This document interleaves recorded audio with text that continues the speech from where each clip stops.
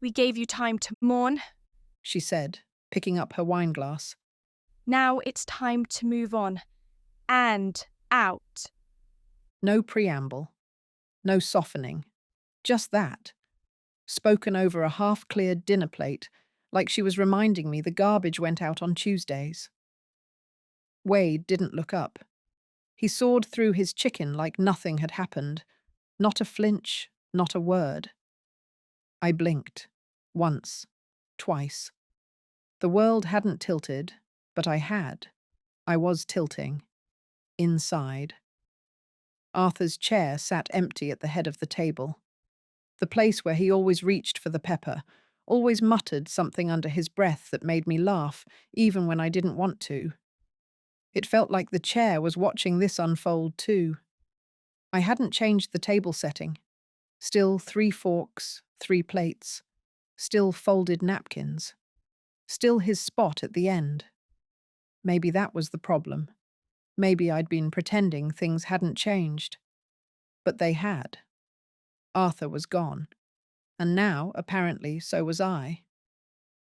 It's just too much house for one person. Romy added, gently wiping the corner of her mouth like she was offering a kindness. We've looked at a few smaller places, condos, even a senior community. There's one with a salon and little watercolour classes. You'd love it. She was smiling, not warmly, not cruelly, just the kind of smile people wear when they're rearranging furniture. My hands stayed in my lap. I was afraid if I moved, I'd lose the thin hold I had on my voice. I've lived here for over 3 decades, I know, she said, taking another sip. which is why this is the right time. You've had your season here, but it's time to think about what's next. What's next? Like I was some story that had gone on too long. I looked at Wade, my son, my only child. He wouldn't even look back. We're not trying to hurt you, he said finally. But Romy's right. You can't take care of this place alone. And we've been talking about expanding, maybe another baby. This house is perfect. I could feel it rising, not tears, something worse. That hollow heat in your chest when you realize you've been replaced and no one thought to warn you. This isn't just a house, I whispered. This is where you grew up, where I kissed your father goodnight for 37 years. Every corner has a memory. Wade exhaled like I'd missed the point entirely. I know it's hard, Mom, but it's time to be practical. Practical. There it was, the word people use to put emotions back in their box. I stood up slowly. The room didn't spin, but my balance wasn't right. I'm going upstairs, I said. Please leave the kitchen as you found it. Neither of them objected. That, somehow, hurt more. I walked into our bedroom, my bedroom now, and closed the door. Arthur's robe still hung on the hook. His cologne was still faint on the cuffs. His slippers were tucked beneath the bed, like he might return tonight and slide into them. The bed was made. I always made it. Even now. Even alone. I sat on the edge and pressed my palms into the quilt. My knees were trembling. Downstairs, I heard the clink of dishes. A laugh. Not cruel, just detached, comfortable. Like they'd just finished negotiating the sale of a used car. I tried to replay the moment, to understand when this shift had begun. When Wade stopped being my boy and started being someone I needed to defend myself against. Was it Romy? Was it marriage? Was it me? I couldn't find the moment. There wasn't a single blow, just small cuts, missed birthdays, phone calls unanswered, visits shortened, little signs that said, "You're no longer the center of anything." Back downstairs, the lemon lavender cake sat untouched. I'd made it that morning. Her favorite. Or so I thought. Maybe I'd imagined she liked it. Maybe I just wanted her to. The kitchen still smelled like sugar and citrus. It used to smell like comfort. Now it smelled like effort that hadn't been worth making. I stood there for a long time, looking at that cake, remembering the first time I'd made it. Arthur had eaten 3 slices and said it reminded him of spring in his mother's garden. No one asked for a piece tonight. No one even noticed it was there. I turned off the lights one by one. Living room, hall, staircase. Each click echoed. The house felt larger without them in it, but not in a comforting way. It felt like something had stretched too far and couldn't return to its shape. This was supposed to be the part where they checked on me, where Wade climbed the stairs and said, "Sorry, Mum." Romy can be intense. But the stairs stayed quiet. They didn't need to check on me. They thought I was handled. At midnight, I lay in bed, awake. The ceiling fan clicked overhead. Arthur never did get around to tightening the blade. I used to tease him about it. Now it was just one more sound of him missing. I replayed the dinner again. Not just the words, the faces, the casual way they'd planned my exit. Like I was a couch being donated to make room for a new nursery. 2 weeks, she'd said. 2 weeks to pack up a lifetime. 2 weeks to disappear. I wasn't a widow. I was a placeholder. A guest in my own home. The next morning, the light coming through the curtains felt off. It was the same sun, the same window. But everything had changed. I woke without Arthur beside me. That part was familiar now. The heavy silence where his breathing used to be. But today, the house didn't feel like absence. It felt like foreclosure. The smell of coffee had always comforted me, even when I was grieving. So I made a pot, the good beans, the French press. I set out a single mug, not 2. I sat down at the kitchen table with my cup, looking at the empty chair across from me. Arthur used to sit there and read the sports section aloud, even though I never cared about football. He just liked sharing the quiet. Now the quiet was total. I wrapped my hands around the mug and tried to focus on the warmth, the weight of it, the feeling of something grounding me. But it was no use. All I could think of was how Romy had smiled when she said it. "We gave you time to mourn." As if grief were a houseguest. As if she'd been generous by letting me sit with my husband's death for a single week. I walked through the living room slowly, pausing at every familiar thing. The quilt on the back of the sofa. The family photo from the Cape. The dish of peppermints Arthur always insisted on keeping by the front door for guests. I was the guest now, a visitor in my own history. That was the cruelest part. They hadn't shouted. They hadn't made threats. They'd simply told me, with calm voices and folded napkins, that I no longer belonged here. Not even, "We want to talk about options." Not even, "Maybe it's time." Just a directive, dressed up like consideration. Move on and out. I wandered into the den. Arthur's old armchair still had the indent from his body. I sat in it and felt its shape fold around me like muscle memory. Wade used to sit on the floor here when he was a boy. He'd draw rockets on printer paper and explain how they'd fly to Mars. Arthur would listen with a straight face, asking follow-up questions like Wade was a real engineer. Those nights felt like they'd happened in another century. The doorbell rang. It startled me so badly I spilled a bit of coffee on my lap. I wiped it off quickly and walked to the door, hoping, foolishly, that it might be Wade, come to apologize. It wasn't. A man in khakis and a polo shirt stood on the porch holding a clipboard. "Hi there. I'm Joe. Romy asked me to take a look at your downstairs bath, just to see if it's suitable for aging-in-place updates." I blinked. You mean renovations? He smiled. That's right. She mentioned something about converting it before the baby comes? I nodded, mute, and opened the door wider. He did a quick circuit, took a few photos, measured the counters. It was all very professional, efficient, cold. I didn't speak again until he was gone. That afternoon, I sat on the edge of the guest bed, the room Romy and Wade always used when they visited, and looked through the closet. Half the hangers were empty. They'd moved some things down to the garage already. Old boxes of Arthur's books, my sewing machine, one of the cedar chests.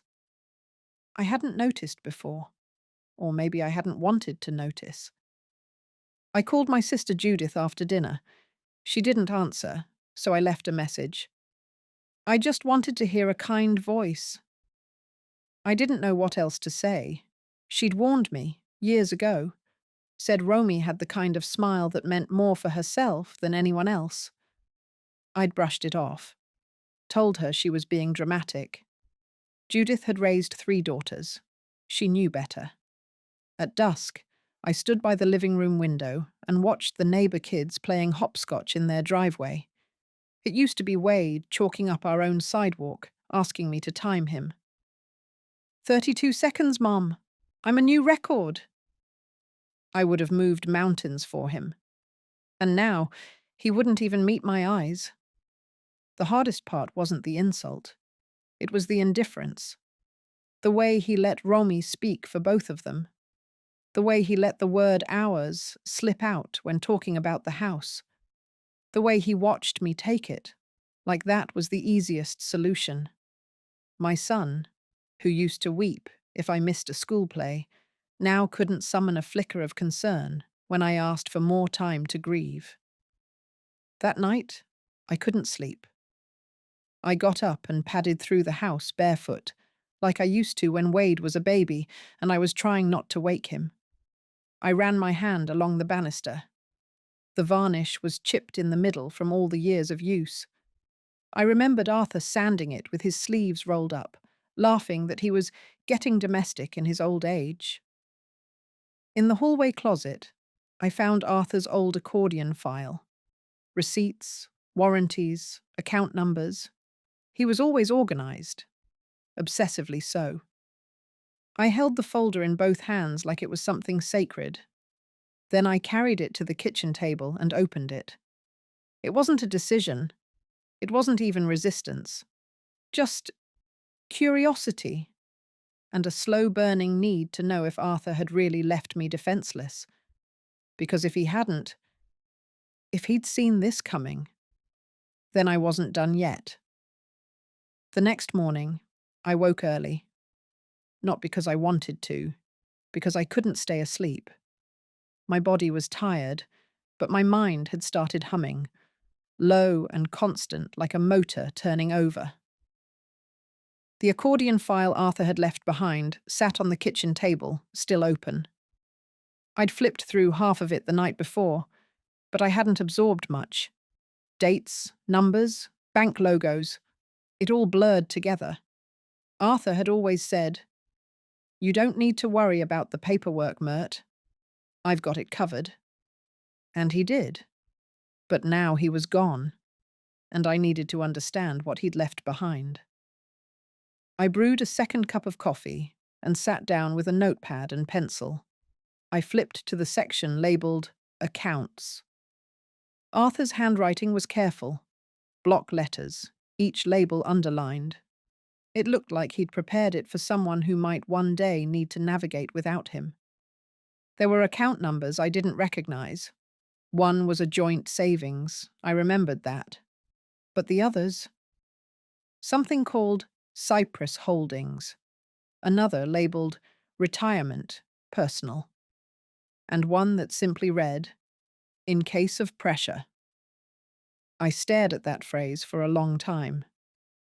In case of pressure. Pressure from who? I called the local bank branch around 9:30. The manager, Diane, had known Arthur and me for years. She used to slip lollipops to Wade when he was little. I told her I needed help making sense of some account information.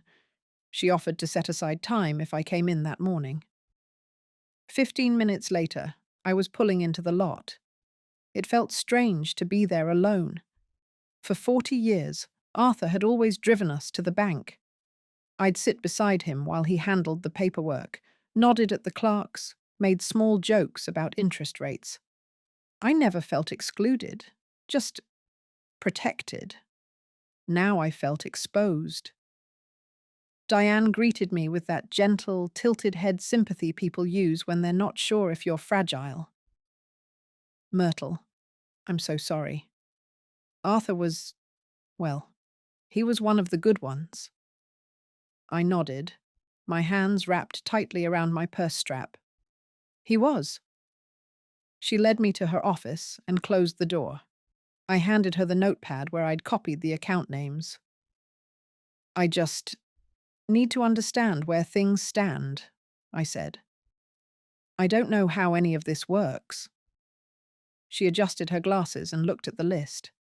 Let me pull up what I can. I watched the screen reflect off her glasses as she typed. After a moment, she looked surprised. Not alarmed, just interested. Well, she said, it looks like Arthur did some careful planning. She printed out a few pages and turned them toward me. This is your joint checking account, pretty standard. But this one, she tapped a second page. This is a personal retirement fund, in your name only. It's been drawing steady deposits for almost 10 years. I stared at the balance. It wasn't massive, but it was enough. Enough to matter. Enough to mean I wasn't cornered. Diane flipped to another page. There's also this, Cypress Holdings. It's a managed investment fund, also in your name. Not high risk, but well diversified. The performance is solid. That's unusual, Myrtle. Most couples your age don't separate assets unless there's been some kind of concern. Concern. The word hung in the air between us. Could someone else access this? I asked. Number, it's under your social. Your husband set up full survivorship designation? I nodded, letting that sink in. He hadn't just protected me emotionally. He'd built financial scaffolding around me while I wasn't looking. As I drove home, the engine noise felt distant, like I was listening to someone else's commute. My mind was elsewhere. The phrase kept echoing, in case of pressure. He must have known, or suspected, that if something happened to him, I might not be treated kindly. He hadn't said it outright. He hadn't warned me, but he'd prepared me. And in that preparation, he'd left me something better than a defense. He'd left me options. I parked in the driveway and sat in the car for a long time. The house looked different now. Not in appearance, in meaning. It wasn't just a stage for grief anymore. It was a place I could choose to leave or not. And for the first time since Arthur's funeral, I felt something I hadn't felt in days. Not hope, not quite, but direction. The next morning, I laid out the paperwork on the kitchen table like it was a puzzle only Arthur could have solved. Folders, tabs, even a few sticky notes. His handwriting still neat, still upright. I ran my finger along the words: mortgage, utilities, legal, miscellaneous. And then, tucked behind the folder marked water heater warranty, a sealed envelope with my name on it. Just Myrtle. No date, no return address. Just that. My name in his hand. I sat down slowly. My fingers hovered for a moment before I opened it. Inside was a single sheet of paper and a sentence written in block letters. Check the drawer under the printer. You'll know what to do. That was it. Not a goodbye, not a love letter. But it was him. So very him. I rose from the table like I was afraid to make noise and walked toward the den. The printer lived in an old oak cabinet Arthur had insisted on keeping. Solid wood, he'd said, tapping it like it might answer back. The drawer had always been stiff. I knelt and pulled, and after a few seconds of resistance, it gave. Inside was a plastic binder, maybe half an inch thick, the kind students used back when everything wasn't online. I carried it back to the kitchen like it was a bomb. Because in a way, it was. I opened the cover and found a table of contents. Not typed, handwritten. Account summaries, investment schedule, life insurance, trusts, contingencies. Contingencies? I flipped to the back. And that's when I saw it. Survivor Asset Transfer Plan, in event of spousal pressure or forced relocation. My chest felt tight, not painful, just too full.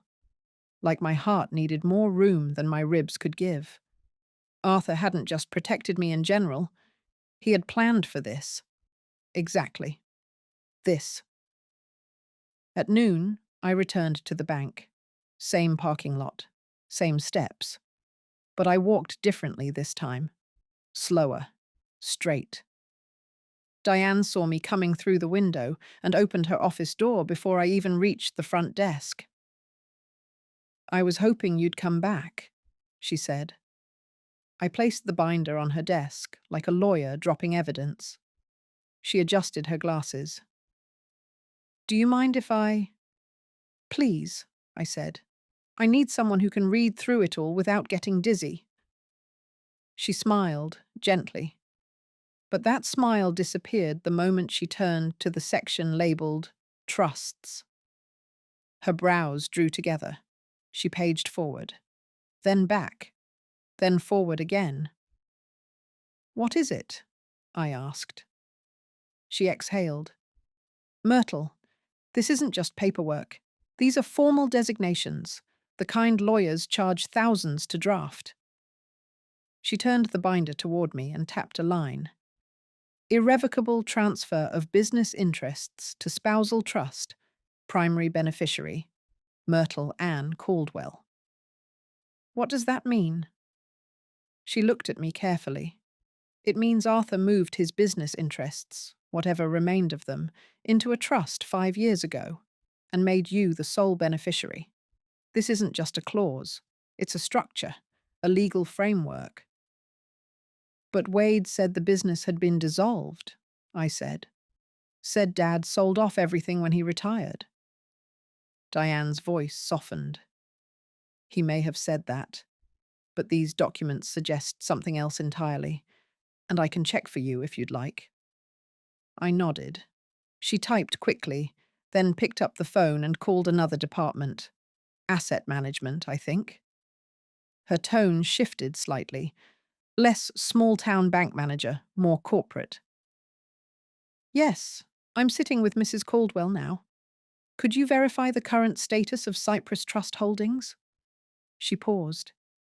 "Yes. Sole beneficiary. Yes, that's correct." I sat still. Even my breath felt borrowed. After a few minutes, she hung up and turned to me with the faintest trace of something I hadn't expected. Respect. "Myrtle," she said, "you have more here than you realize. The trust is active.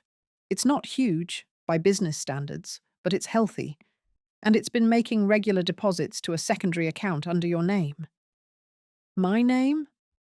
"Arthur set it up so you'd have full access without ever needing to file anything. He did all the hard work ahead of time." She slid a printed page across the desk. A balance stared back at me. It wasn't millions, but it was enough to carry me. And not just carry, stand, live, decide. Outside the bank, I sat in my car for nearly 20 minutes, staring out at the strip mall across the street. A dry cleaner, a Chinese takeout, a nail salon. everything ordinary, and yet nothing felt the same. The story Wade and Romy had told me was unraveling. All their assumptions, all their smug little plans, built on the idea that I was empty-handed and afraid. But Arthur had made sure I wouldn't be. He'd done it quietly, without praise, without even telling me, because he knew. He knew they might smile while they replaced me, and so he left me the one thing they couldn't fake: authority. That evening, I sat at the kitchen table with the binder in front of me, a legal pad to one side, and a pen in hand. I wrote down every account name, every number, every recurring deposit. Then I called the accountant listed on the final page of the binder. "Hello?" a voice answered, low, gravelly, older. "Is this Thomas Deal?" "Yes, ma'am. My name is Myrtle Caldwell. I believe you worked with my husband Arthur a few years ago." Silence. Then, "Yes, I remember Arthur. How can I help you, Mrs. Caldwell?" I closed my eyes briefly, and then I said it. I need to understand what he built. And what's mine now? Thomas Deal wore a brown cardigan that didn't quite match his tie, and when he leaned over the table, I could smell the faint trace of pipe tobacco on the wool. His office wasn't grand. No gleaming walnut desk or sweeping views. Just a narrow room tucked above a shoe repair shop, with filing cabinets lined like soldiers and a clock that ticked half a second too fast. But he looked at me like I wasn't a nuisance. He looked at me like I mattered. "Arthur always said you had better instincts than he did," Tom said, adjusting his reading glasses. "I believe this confirms it." He gestured toward the binder I'd handed him. It sat open between us, surrounded by notes I'd scribbled the night before. I'd underlined everything I didn't understand. He had answered every question so far with a patience I hadn't realized I needed. The trust structure is solid, legal, quietly brilliant, actually. He funneled just enough assets into Cyprus Holdings to preserve flexibility, but protected the bulk of it under your name. If your son tried to challenge it, which it sounds like he might, he'd hit a wall. This isn't some cobbled-together fix. Arthur planned this for years. But why didn't he tell me? Tom exhaled slowly. Because he didn't want you to carry the burden of doubt. He worried that if you knew, you'd start bracing for the betrayal. He wanted you to live in peace for as long as you could. I looked at the papers again, at the loops and angles of Arthur's handwriting. "He knew what they were like," I murmured. "Wade and Romy." Tom said nothing, but he didn't have to. I told him about the dinner. The wine glass in Romy's hand, the way Wade had stared down at his plate, as if siding with his wife cost him nothing. "They don't see me," I said. "Not as a person, just an obstacle to work around." Tom nodded slowly. "And yet, here you are." I let that hang for a moment. A strange, quiet pride curled in my stomach. "There are a few steps we can take," he continued. "First, I'll draft a summary of your position, legally and financially. If they try to force a sale, you have protections. The trust predates Arthur's passing by years. That matters. And the house." He tapped the folder again. "It depends on the title and whether Arthur made any adjustments before the trust was created. But even if the house is technically part of the estate, it was refinanced to support the trust. That changes everything. I'll need to see the deed." "I can find it?" I said. "Good. Once we verify ownership, we can map the whole picture. And Myrtle, if you want, I can speak to them. Your son and his wife. Formally. It might help." I shook my head. "Not yet. I want to know exactly where I stand before I let them know I'm standing at all." Tom smiled. not kindly, but with something close to admiration. Then we'll proceed quietly. I left the office with a folder tucked under my arm and a strange lightness in my chest. Not happiness, but structure. When I reached my car, I sat for a moment before starting the engine. Outside, two teenagers were arguing over a parking space. Somewhere above me, a pigeon cooed from a ledge. The world hadn't changed. But I had. Arthur had left me a map. And now, with Tom's help, I could start following it. That evening, I took the binder back to the kitchen table and laid it flat again. I went over every section slowly, rereading terms I now understood better. I didn't feel overwhelmed. I felt equipped. At 9 p.m., I called Judith. This time she answered. "You sound different," she said after I told her everything. "Like your spine grew back in overnight." I laughed. Maybe it did. She paused. "I'm proud of you, Mert." That meant more than I expected. "I think I'm going to be okay," I said. "No, honey," she replied. "You're going to be great." And for the first time in days, I believed her. Wade let himself in without knocking. I heard the door creak open and the familiar shuffle of his boots across the tile.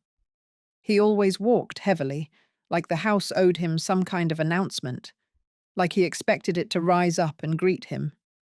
I didn't call out. I stayed at the kitchen table, sorting through a stack of old utility bills and tax receipts, most of them labeled in Arthur's tight handwriting. I wanted to look occupied, not startled, not weak. He appeared in the doorway a few seconds later, holding a to-go cup from that overpriced coffee chain Romy liked. Not for me. Of course not. "Morning, Mum," he said, breezy. "I figured we could start talking logistics." I didn't look up. Logistics? Yeah, you know, movers, real estate timeline, all that stuff. I talked to a couple agents. There's a guy in town who said he could list by the end of the week if we're ready. Romy already has a spreadsheet going. Of course she did. I turned a page in my pile, slowly. That's quite fast. Wade laughed, like we were sharing an inside joke. "You always say, when it's time, it's time. Better to rip off the Band-Aid, right?" I finally looked up. He was standing in the middle of the kitchen, like a guest waiting to be offered a chair. His shirt was wrinkled. He hadn't shaved. There was a tiredness around his eyes I hadn't seen before. I didn't invite him to sit. "Wade," I said, "do you know where the deed to this house is?" He blinked. "What?" "The deed. You've been talking about selling it, so I assume you know who owns it." He opened his mouth, then closed it again. "Dad left everything to you," he said finally. "Didn't he?" I pushed the folder across the table. "Arthur refinanced the house 18 months ago. The equity went directly into the trust, under my name, the loans being paid from business income." Wade paled. "Business income?" "Yes," I said calmly. "The business you said was dissolved." He stepped back slightly, like the room had gotten smaller. "I didn't know that. Dad never told me." "No," I said. "He didn't." There was a silence, not long, but long enough. Then he said more softly, "We weren't trying to hurt you. Romy just thought it made sense. You've got so much space here and you needed it." I finished. "I know." I stood up slowly, pushing the chair back with quiet purpose. "But I want to be clear about something, Wade. This is still my house. I'm not a guest, and I'm not leaving." He looked at me like I'd started speaking a different language. "You don't have to be defensive," he said. "We just thought it was the logical next step, You could be somewhere smaller, safer, with other seniors, maybe some activities. Activities, I echoed. It wasn't personal, he added. I walked over to the sink and turned on the faucet, letting the water run as I rinsed out a mug. My voice stayed steady. It's always personal, Wade. It was personal when you let her speak to me like I was inconvenient. It was personal when you stayed quiet as she measured the living room. And it's personal now, when you come in with coffee for yourself, ready to erase me like a task on her spreadsheet. He didn't reply. I turned off the tap, dried my hands. Then I looked at him fully. Not as my boy, but as a man I barely recognized. You and Romy made plans, but Arthur made plans too. He saw this coming, and he made sure I'd never have to ask anyone for permission to stay in my own home. Wade's mouth opened again, then closed. I think it's time you both paused your spreadsheet, I said, because the timeline just changed. The clock ticked in the silence. He gave a little nod, just a tilt of the head, and stepped backward toward the door. Tell Romy, I said, not to send. The letter came on a Tuesday, not a phone call, not a knock at the door, just a manila envelope, hand-delivered by courier and marked urgent. I sliced it open at the kitchen counter, where the toaster still held my cold breakfast. Inside was a single-page letter from Romy and Wade's attorney. Formal language, overly polite. But the message was unmistakable. They were contesting the trust, claiming I was not of sound mind when Arthur signed the documents, that undue influence had taken place, that their rightful inheritance had been obscured by miscommunication and distress. I read the letter twice, then a third time, and I laughed. Not because it was funny, but because it was desperate. The next morning, I called Tom. They're trying to push me into a corner, I said, reading him the letter over speakerphone. No, he said calmly. They're trying to make you blink first, but we won't give them the satisfaction. He promised to draft a response, and he did. A clean, 3-page letter that rebutted each claim with legal citations, trust dates, and Arthur's notarized intentions. I signed it without flinching. That was Thursday. By Saturday morning, Romy and Wade showed up on the porch. Not alone. They brought their lawyer with them. I didn't ask them in. I met them in the front hallway, the letter in my hand. This isn't the time or place, I said.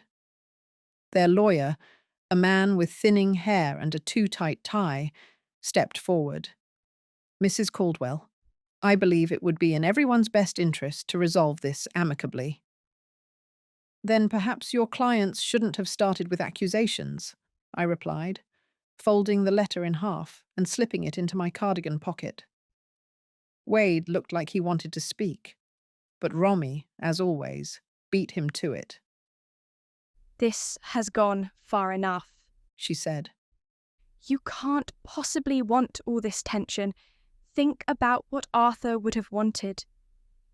I turned and walked into the living room. If they wanted to speak, they could do it on my ground. They followed. The lawyer perched on the edge of the armchair. Wade hovered awkwardly near the fireplace. Romy took her usual spot on the love seat, like she was already redecorating it in her mind. I remained standing. You sent me a legal threat, I said. And now you want to talk about Arthur's wishes?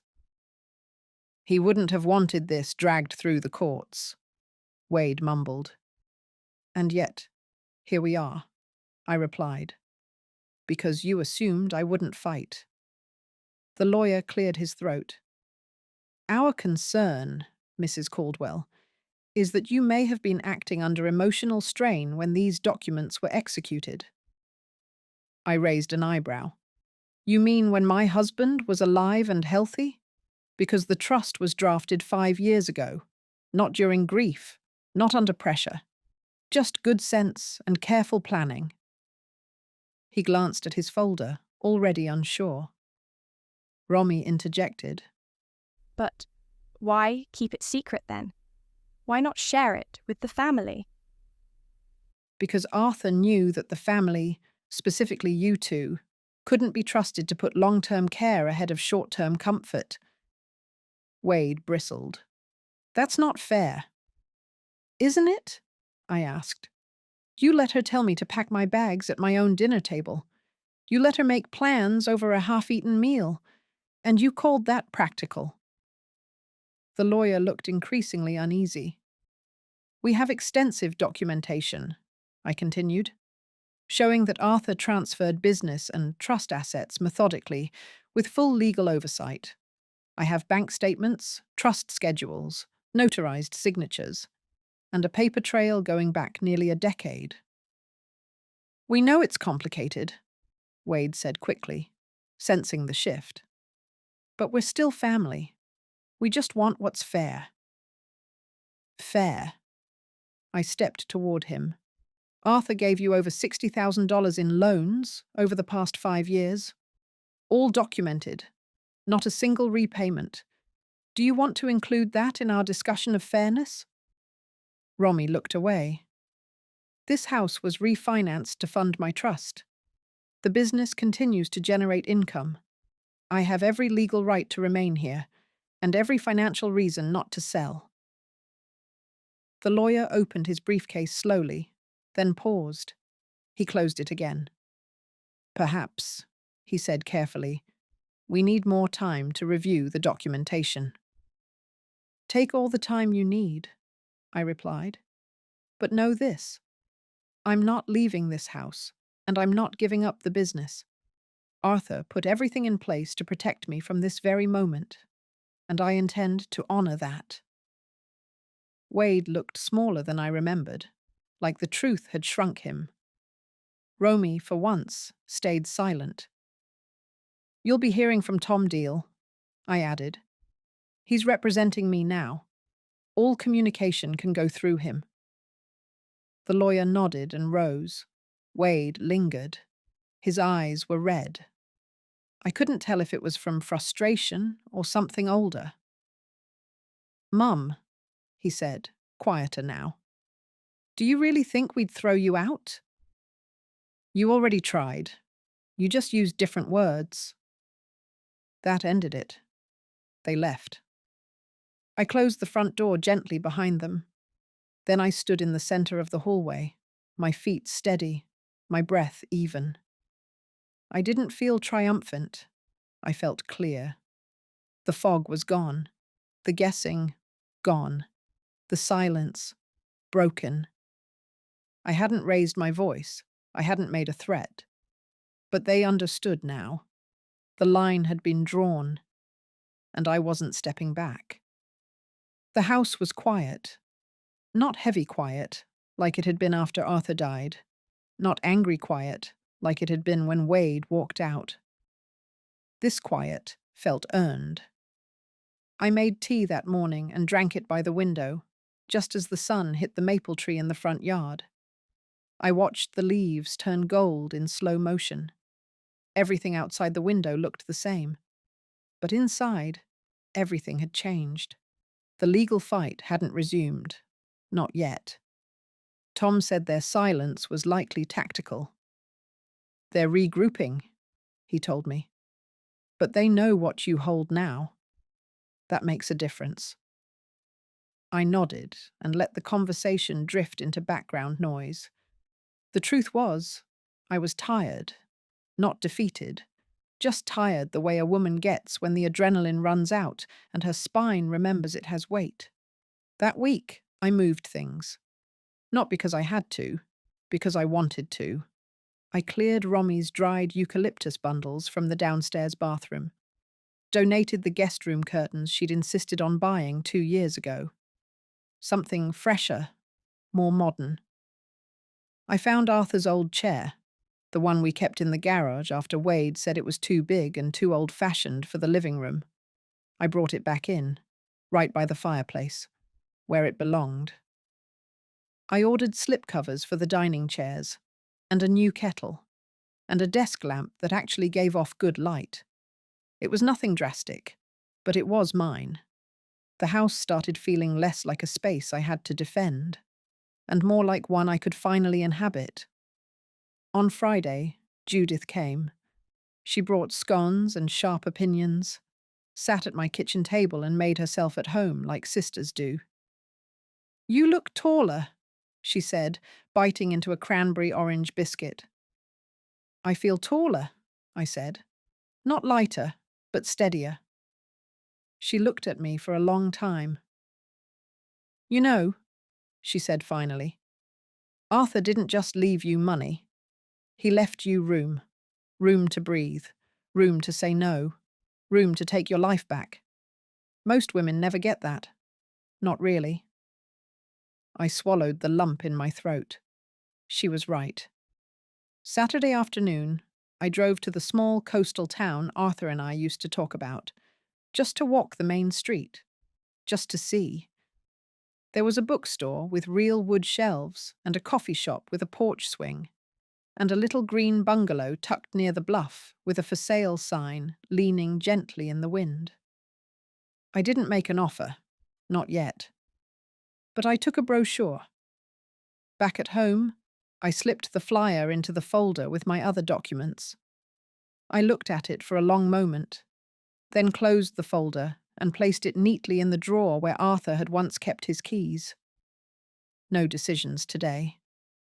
But the horizon was wider now, and mine to walk toward. It was Sunday morning when the email came. Subject line: Support Group Inquiry. I almost deleted it. Spam, I thought. But then I saw the sender's name, Linda Foster, the daughter of Margaret, Tom's paralegal. She wrote, "My mother shared your story with me in confidence. I hope you don't mind. I work with a women's centre just outside of town, and we're starting a program for older women facing family-based financial coercion. Would you ever consider speaking to our group?" I read it twice, then a third time. And I didn't laugh. I cried. Not because it hurt, because it felt like something healing. I wrote back, "Yes, not tomorrow, not next week, but yes, when I'm ready." That night, I sat in Arthur's chair by the fire. The folder of documents was tucked away. The phone was silent. The kettle clicked warm on the stove. The war, I think, was over. And not because someone lost, but because I no longer needed to win. Romy hadn't called. Wade hadn't written. But their silence didn't echo the way it once had. They weren't the center of my story anymore. I was. I looked around the room, at the worn rug, the re-hung paintings, the familiar curve of the old bookshelf. Home. For now. But maybe not forever. Because somewhere down the coast, a green bungalow waited. Not just with space, but with possibility. And for the first time in a long time, I wasn't afraid of what came next. I was curious. So here's the truth. They tried to erase me, not with fists, not with shouting, but with smiles, logistics, and polite disregard. But I remembered who I was. Not because I made a scene, not because I yelled louder, because I stayed standing. And because Arthur, in his quiet, loving way, had drawn a circle around my dignity and said, "This is protected." That's what love looks like. Not flowers, not grand gestures, but a plan. And now I get to pass that forward. Maybe not to Wade, maybe not to Romy, but to someone. To the next woman told she should be grateful for scraps. To the next widow handed a moving brochure before her tea goes cold. To the next mother called a guest in her own home. To her, I will say, "You are not a guest. You are the foundation, and you get to stay.